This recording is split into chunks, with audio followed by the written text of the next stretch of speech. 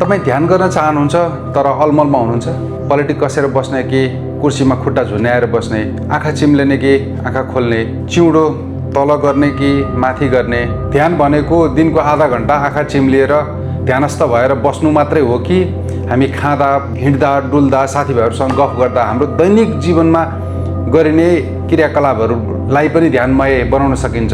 यदि तपाईँ ध्यानमा बिल्कुल नयाँ हुनुहुन्छ वा धेरै वर्षदेखि ध्यान गर्दै आउनुभएको छ तर आफ्नो दैनिक जीवनमा ध्यानलाई जोड्न सक्नुभएको छैन भने काठमाडौँमा मैले एउटा निकै राम्रो ठाउँ भेटेँ, मिलेरेपा मेडिटेसन भिलेज।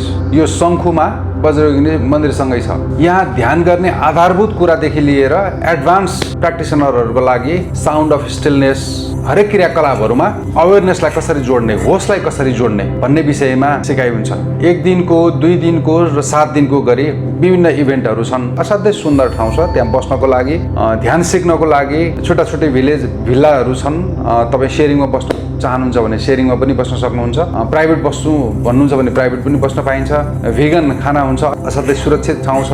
यदि यहाँहरूलाई त्यहाँ गइसके पछाडि के सिकिन्छ भन्ने कुरा अलिक विस्तृतमा जान्न मन लाग्छ भने मेरो 13-14 मिनटको भिडियो छ, त्यसको लाभ उठाउनु होला। बहरको कुरा एउटा चाहिँ जस्तो तपाईँहरू जानुभयो भने त्यहाँ गएर आफै गर्छु म प्र्याक्टिस। त्यहीँ जङ्गल छ, नागार्जुन मन्दिर छ, त्यसपछि मिलेरेपा केभ छ जहाँ चाहिँ मिलेरेपाले ध्यान गर्नुभएको थियो, त्यहाँ गएर म बस्छु भन्यो भने जान पाइयो।